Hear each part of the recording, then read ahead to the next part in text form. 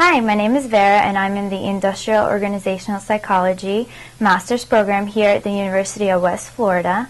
I chose the Industrial Organizational track because I'm interested in the business and the practitioner side of psychology. I'm interested in people, but and I think a lot of people can relate to this, but after taking the abnormal psychology course during my undergraduate degree, I definitely did not think that I could function in the counseling track.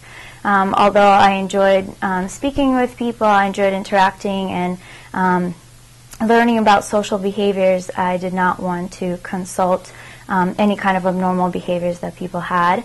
But I was still interested in business. I do actually have a background in business minor, and I think it's very important to take a few classes in business before you get into industrial organizational psychology so you can familiarize yourself with a few of the business aspects that are important.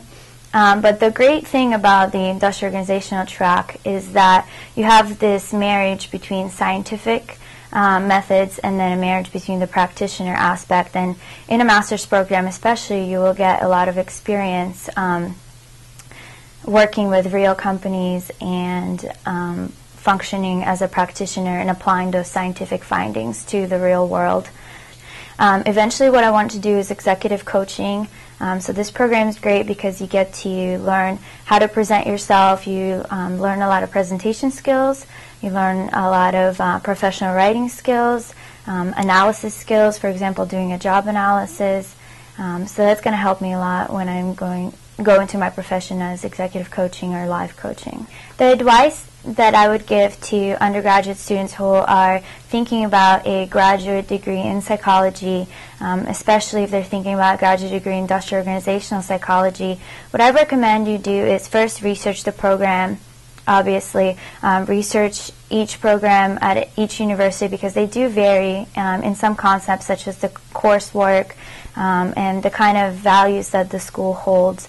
If you're interested in if you think you're 50-50 between going on to a PhD program after the master's program in industrial organizational psychology, then I would suggest applying to as many schools as you can, first of all, but then also applying to schools that do have a master's and a PhD career within them.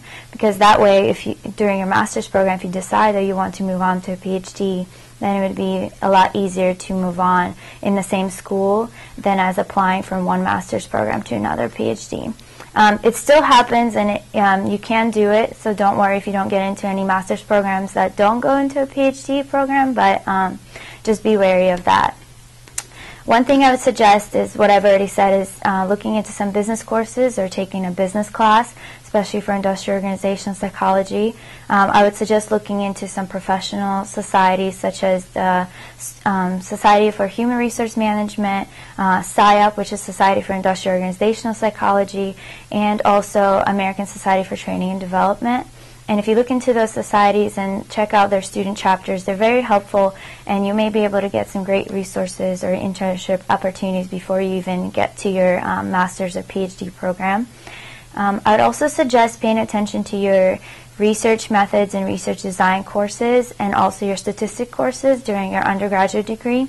So if you have not taken those yet, then I would suggest taking them very serious because what you may not realize is that any program that you choose in a psychology track, you will have to take a graduate level statistic course, and I know from experience that it was not an easy class, and it does make a difference, especially when in psychology we do a lot of scientific methods and a lot of research work, and knowing statistics and basic statistics before coming into the program and also doing well in the statistics class during the program makes a huge difference when you're researching and trying to and learning more just about the psychology and any kind of research that's out there. It also helps you read research articles. So if you want to familiarize yourself with some research articles or some work that has been published in the field, then I would recommend Googling some articles and reading on those. Other than that, what I would recommend is just as much research as you can do on the program and figure out what it is that you want to do in the future. Speak to some professors or your mentors or anyone who's already in the field that you might know, or anyone at your school currently, and find out those things that they can suggest for you to do before you apply, or what program you should apply to.